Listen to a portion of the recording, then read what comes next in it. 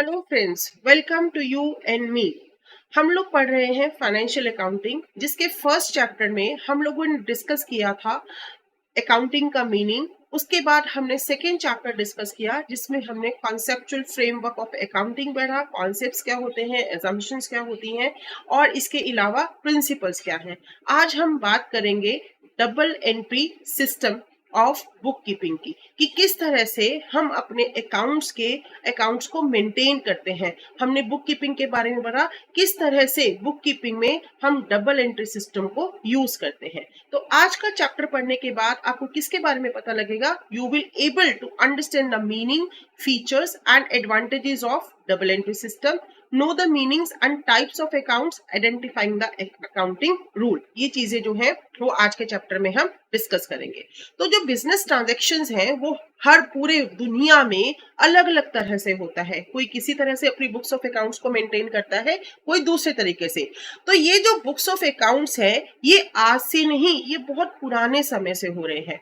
जो कौटिल्य था, बहुत फेमस अर्थशास्त्री, उसको भी वो किसके बारे में, वो पॉलिटिक्स और इकोनॉमिक्स के बारे में बहुत फेमस है, लेकिन उसने भी अपनी बुक्स में चौथी सेंचुरी में बुक्स कीपिंग के बारे में सेपरेट चैप्टर में बात करी है। उसने भी ये बताया है कि किस तरह से हम अपनी बुक्स ऑफ अकाउंट्स को अच्छे से मेंटेन कर सकते हैं, किस तरह से हम उनको अच्छे से सुपरवाइज कर सकते हैं, किस तरह से हम अपनी बुक्स ऑफ अकाउंट्स को चेक कर सकते हैं। What is the difference between capital and revenue, income and expenditure. So book keeping का ये जो कॉन्सेप्ट है, ये बहुत ही पुराना है।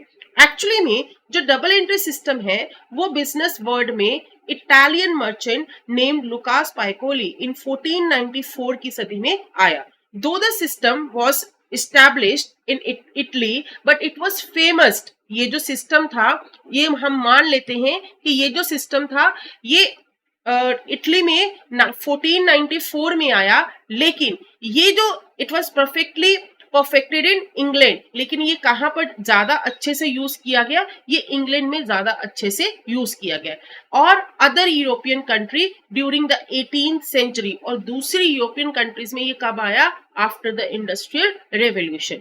तो इन सभी ने इस सिस्टम को अपनाना शुरू कर दिया, क्योंकि इसको अपनाने से उनके रिकॉर्डिंग का सिस्टम जो है वो और मजबूत हो गया। तो डबल एंट्री सिस्टम है क्या, पहले इसके बारे में जानते हैं। तो हमारे बिजनेस में बहुत सारी ट्रांजैक्शंस होती हैं। हर एक ट्रांजैक्शन को अगर हम ध्यान से देखें तो उसके दो एस्पेक्ट होते हैं। एक एस्पेक्ट होता है हमारा रिसीविंग एस्पेक्ट, और दूसरा होता है हमारा इनकमिंग एस्पेक्ट और एक्सपेंसेस एस्पेक्ट। तो हमारे पास कौन कौन सी एस्पेक्ट है? Receiving, incoming, expense. ये तीनों को एक ही चीज बोला गया है। तो जब हमारे बिजनेस में हम कोई चीज रिसीव करते हैं, कोई चीज हमारे बिजनेस के अंदर आ रही है, या हमारा कोई एक्सपेंस हो रहा है, तो उस पूरे एस्पेक्ट को हम क्या बोलते हैं? डेबिट एस्पेक्ट बोलते हैं। इसी तरह से जब हमारे बिजनेस में से कोई चीज जा रही है, हम किसी को कोई चीज दे रहे हैं, या फिर हमारे बिजनेस में कोई चीज इनकम हो रही है, हमें प्रॉफिट हो रहा है, तो उस एस्पेक्ट को हम क्या बोलते हैं? क्रेडिट एस्पेक्ट बोलते हैं। और जब हम इन दोनों एस्पेक्ट्स के बारे में एक बार में बात करते हैं, तो उसको हम क्या बोलते हैं? डबल एंट्री सिस्टम बोलते हैं। This double entry system is so name since it records both the aspect of the transaction. इसको डबल एंट्री सिस्टम क्यों बोला गया है? क्योंकि ये इसके दोनों ही एस्पेक्ट्स को क्या करता है? रिकॉर्ड करता है। सो डेफिनेशन क्या कहती है?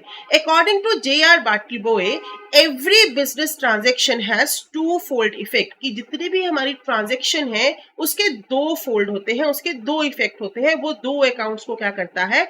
इफेक्ट करता है in opposite direction.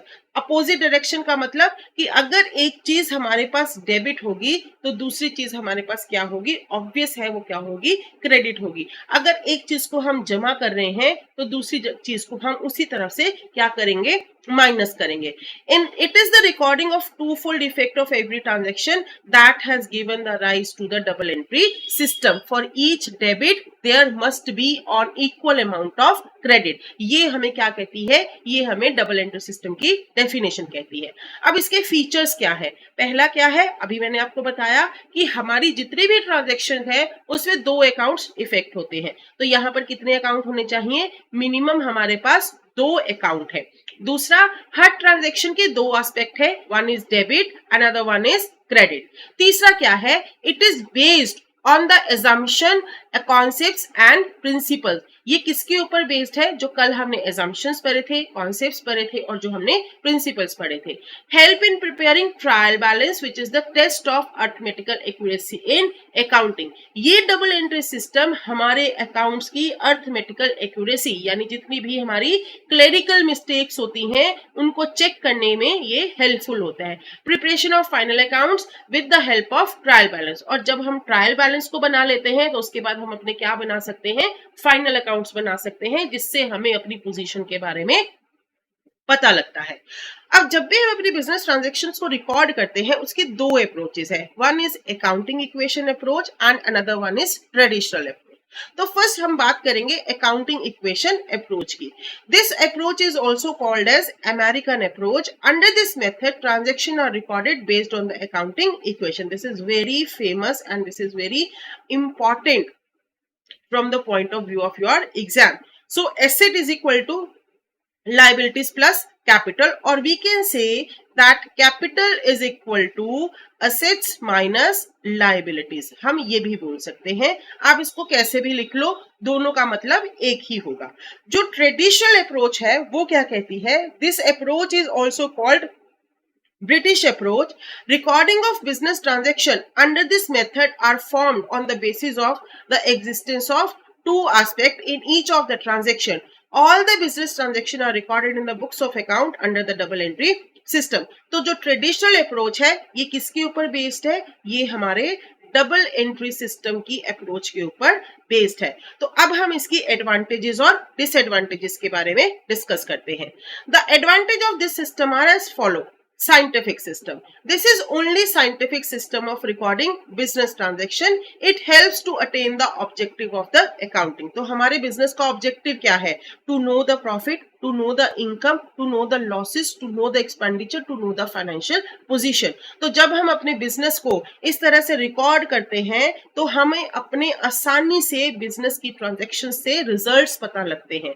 Complete record of transaction. This system maintains a complete record of all the business transaction. हमारी जितने भी बिजनेस ट्रांजैक्शंस हैं उनका ये अच्छे से रिकॉर्ड मेंटेन करता है। तीसरा, check the accuracy of accounts. मैंने अभी यहां पर भी बताया था कि जितनी भी हमारी क्लरिकल मिस्टेक है, अगर हम अपनी books of accounts double entry system के हिसाब से बनाते हैं तो हमारी क्लरिकल मिस्टेक्स जो है वो करेक्ट होना शुरू हो जाएंगी। Calculation of profit or loss. The profit earned or loss occurred during a period can be ascertained by the preparation of profit and loss account. Knowledge of financial position. जब हमें अपने accounts बनाने में help हो गई, हमने book keeping को अच्छे से maintain कर लिया, हमने trial balance बना लिया, हमने balance sheet बना ली, तो हमें किसके बारे में पता लगेगा, हमें अपनी financial position के बारे में पता लगना शुरू हो जाएगा। Full detail for control. जब हमें अपने प्रॉफिट के बारे में पता लग रहा है, हमें अपने लॉस के बारे में पता लग रहा है, हमें अपने फाइनेंशियल पोजीशन के बारे में पता लग रहा है, तो ये हमें ये भी बताएगा कि कहां पर हमें कंट्रोल करने की जरूरत है। कंपैरेटिव स्टडी, क्योंकि हमारे बुक्स ऑफ अकाउंट सब जगह पर एक ही सिस्टम के साथ मेंटेन हो रहे हैं, एक जैसे हम एजम्पशंस को फॉलो कर रहे हैं, कॉन्सेप्ट्स को फॉलो कर रहे हैं, तो हम अपनी जो जितने भी हमने रिकॉर्ड्स बनाए हैं उनको हम क्या कर सकते हैं, हम उनको आसानी से कंपेयर कर सकते हैं। पिछले साल से अपनी दूसरी ब्रांचेस से अपने कॉम्पिटिटर के साथ अपने बिजनेस को क्या कर सकते हैं, कंपेयर कर सकते हैं। कंपैरिजन करने के बाद, उनको डिटेल एनालाइज करने के बाद, it will help us to take the decision making. The management may be able to obtain sufficient information for its work और for making decision. Weakness can be detected and remedial measures can be applied. तो जब हमें ये पता लग गया कि हमें कहां पर डिफेक्ट है, कहां पर हमें इंप्रूव करने की जरूरत है, तो हम रेमेडियल एक्शन बड़ी आसानी से ले सकते हैं। डिटेक्शन ऑफ फ्रॉड, अगर हमारे बिजनेस में कोई फ्रॉड कर रहा है तो उससे भी हमें क्या पता लग जाएगा, हमें डबल एंट्री सिस्टम से जब हमने अपनी बुक्स ऑफ अकाउंट्स मेंटेन करी होंगी तो हमें फ्रॉड के बारे में भी पहली सिचुएशन में ही पता लगना शुरू हो जाएगा। तो this is all about the advantages of double entry system and the meaning of double entry system. Now what is account?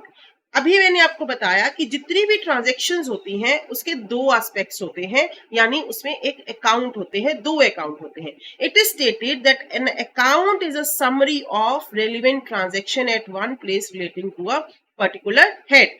जब हम किसी भी ट्रांजैक्शन को रिकॉर्ड करते हैं तो उसको एक पर्टिकुलर हेड के नीचे डालते हैं, तो उस हेड को हम क्या बोलते हैं, अकाउंट बोलते हैं। लाइक अगर आप मेरे बारे में कोई इंफॉर्मेशन बना रहे हो तो मेरा नाम का जो एक हेड बन गया शोभना गुप्ता, तो ये क्या हो गया, ये एक अकाउंट हो गया, यानी मेरे नाम का एक अकाउंट बन गया। तो इसी तरह से अगर आपने कोई सैलरी पे करी है, आपने कोई एक्सपेंडिचर पे किया है, आपने कोई गुड्स परचेज करी है, तो हर एक ट्रांजेक्शन का आप एक हेड बना लोगे और उसके नीचे आप क्या करोगे, अपने ट्रांजेक्शन्स को रिकॉर्ड करना शुरू कर दोगे। तो इसी से हम क्या करते हैं, जितने भी हमारे अकाउंट्स होते हैं उनको हम 3 कैटेगरीज में बांट लेते हैं। So transaction relating to individual and firms, transaction relating to properties, goods and cash, and transaction relating to expenses और लॉसेस। तो ये 3 हेड हमने बना लिए। एक हमारा डील करेगा फर्म के नाम से, इंडिविजुअल्स के नाम से, दूसरा अकाउंट डील करेगा हमारा गुड्स से, कैश से, प्रॉपर्टी से, एसेट से, तीसरा हमारा डील करेगा एक्सपेंसेस से, लॉसेस से, इनकम से और गेन से। तो in behalf, in on the basis of these 3 categories हमारे 3 हेड बन गए हैं। तो वो 3 हेड कौन से हैं, personal account, real account and nominal account. So account can be classified into 3 categories, that is personal, real and nominal. अब इनका हम मतलब समझते हैं। जो पर्सनल अकाउंट होता है वो किसी पर्सन के नाम से रिलेटेड होता है। लाइक मेरा नाम हो गया श्याम, मोहन, तो ये सारे क्या है, ये पर्सन है। अब जो हमारी कंपनीज है, जो हमारे बैंक्स है, जितने भी फाइनेंशियल इंस्टीट्यूशंस है, मैंने कल आपको बताया था ना कि जितने भी बिजनेस होते हैं वो एक आर्टिफिशियल पर्सन होते हैं। तो जितने भी ऑर्गेनाइजेशंस हैं वो क्या है, सारे आर्टिफिशियल अकाउंट्स माने जाते हैं। For example HMT, Indian overseas bank, life insurance corporation of India, तो जितनी भी हमारी कंपनीज हैं ऑल आर आर्टिफिशियल पर्सन। तो ये किस भी कैटेगरी में आएंगे, ये भी पर्सनल अकाउंट में आएंगे। अब तीसरा है रिप्रेजेंटेटिव पर्सनल अकाउंट। रिप्रेजेंटेटिव होता है जब आपने किसी को अपने पैसे जो है वो उधार पर दे दिए हैं, इसी तरह से आपने किसी को कुछ पैसे जो हैं वो एडवांस में दे दिए गए हैं, तो अब आपने उस पर्सन से पैसे लेने हैं ना, तो उस केस में जो भी अकाउंट होगा तो वो क्या माना जाएगा, रिप्रेजेंटेटिव, यानी वो उस अकाउंट को क्या कर रहा होगा, रिप्रेजेंट कर रहा होगा। तो अगर आपने किसी के पैसे अभी देने हैं, मान लो आपने किसी की सैलरी जो है वो पे करनी है, तो उसको हम बोलते हैं आउटस्टैंडिंग सैलरी। इसी तरह से अगर आपने किसी को एडवांस में कुछ दे दिया है तो उसको हम बोलते हैं प्रीपेड, मैंने एडवांस में दे दिया। तो ये सारे कैटेगरी के अकाउंट जो है वो कहां पर आएंगे, रिप्रेजेंटेटिव पर्सनल अकाउंट के अंदर आएंगे। सो पर्सनल अकाउंट के अंदर आगे सब हेडिंग्स हो गई, नेचुरल, आर्टिफिशियल और representative personal account. The business concern में keep business relations with all the above personal account because of buying goods from them, selling goods from to them, borrowing from them or lending to them. Thus they become either debtors or creditor. तो ये हमारे या तो debtor बनेंगे या फिर हमारे क्या बन सकते हैं, क्रेडिटर बन सकते हैं। अब the proprietor being an individual, his capital account and his drawing account are also come under the personal account category. तो जो अभी मैंने आपको बताया था कि ऑनर और जो बिजनेस होता है वो दोनों क्या है, वो दोनों डिफरेंट है। तो इसी तरह से जो बिजनेस का ऑनर है, प्रोप्राइटर है, वो भी क्या है, एक इंडिविजुअल है। तो कैपिटल अकाउंट और ड्रॉइंग्स अकाउंट भी किस कैटेगरी में आ गए, हमारी पर्सनल कैटेगरी के अकाउंट में आ गए। Next is impersonal account. अब जो पर्सन नहीं है उनसे रिलेटेड 2 अकाउंट है, रियल और नॉमिनल। तो रियल अकाउंट कौन से होते हैं, बहुत आसान भाषा में समझने के लिए जितने भी हमारे एसेट्स हैं उनसे रिलेटेड जो भी ट्रांजैक्शन होगी वो किस कैटेगरी के अंडर फॉल करेगी, वो रियल अकाउंट के अंडर फॉल करेगी। अब एसेट्स अगर आपको समझाने की जरूरत पड़े, एसेट्स क्या होती हैं, anything through which we do the business. जो भी चीज जिससे भी हम अपना काम करते हैं, जिस भी चीज से हम अपना काम करते हैं उसको हम क्या बोलते हैं, हमारी एसेट्स बोलते हैं। Like for the mean while I am teaching you, तो ये मेरा लैपटॉप हो गया, ये नेटवर्क हो गया, मेरा पेन टैब हो गया, ये सब क्या है, ये सब मेरी एसेट्स है। इसी तरह से जब हम अपना बिजनेस शुरू करते हैं तो उसमें बिल्डिंग, हमारी गुड्स, हमारी लैंड, हमारा कैश, ये सारे क्या हो गए, ये हमारे एसेट्स हो गए। तो जो भी चीजें एसेट्स है वो सारी किस कैटेगरी में आएंगी, रियल अकाउंट में आएंगी। अब यहाँ पर ये भी 2 तरह की होती है, टेंजिबल और इनटेंजिबल। टेंजिबल वो चीजें होती है जिनको हम देख सकते हैं, छू सकते हैं, महसूस कर सकते हैं, like land, like building, like raw material, like stock, like cash. तो ये क्या है? टेंजिबल। दूसरा होता है इंटेंजिबल। इंटेंजिबल में हमारी आती है गुडविल, हमारे आते हैं पेटेंट्स, हमारे आते हैं वी कैन से कॉपीराइट्स, जिनको हम महसूस कर सकते हैं, जिनकी वैल्यू होती है लेकिन हम छू नहीं सकते, तो उनको हम बोलते हैं intangible assets. Next is nominal account. अब तीसरी कैटेगरी कौन सी बची? अगर आपको याद हो, मैंने 3 क्लासिफिकेशंस करी थी। 3 क्लासिफिकेशन मैंने कौन सी करी थी? एक तो इंडिविजुअल फर्म के हिसाब से, दूसरी हमने करी थी एसेट्स के बिहाफ पे कि हमारे बिजनेस में क्या चीज आ रही है और क्या चीज जा रही है। तीसरी हमने करी थी एक्सपेंडिचर्स के हिसाब से। तो पहली जब हमने इंडिविजुअल फर्म के नाम से करी तो वो किस में आ गया? पर्सनल अकाउंट में आ गया। दूसरी, कोई भी चीज हमारे बिजनेस में अगर आ रही है, जा रही है, तो इसके हिसाब से प्रॉपर्टीज, गुड्स और कैश, तो ये किस कैटेगरी के अंदर आ गए? ये रियल के अंदर आ गए। और तीसरा हमारे पास बचा था एक्सपेंसेस और लॉसेस, तो ये किस कैटेगरी में आएंगे? ये आएंगे हमारे नॉमिनल अकाउंट की कैटेगरी में। तो अगर आपके बिजनेस में किसी भी तरह का कोई भी लॉस हो रहा है, कोई भी एक्सपेंडिचर है, तो वो किस कैटेगरी में आएगा? नॉमिनल में आएगा। लाइक आपने सैलरी पे करी, आपने रेंट पे करा, आपने इसी तरह से कोई कमीशन पे करा, तो ये सारे क्या है? मेरे एक्सपेंडिचर है। आपने कोई चीज 10,000 रुपए की खरीदी थी और आज आपको वो 8,000 में सेल करनी पड़ रही है, तो 2,000 का क्या हो गया? आपका लॉस हो गया। तो ये भी किस कैटेगरी में आएगा? नॉमिनल अकाउंट की कैटेगरी में आएगा। इसी तरह से आपको डिविडेंड रिसीव हुआ, कमीशन रिसीव हुआ, रेंट आपको रिसीव हुआ, तो ये आपकी क्या बन गई? इनकम बन गई।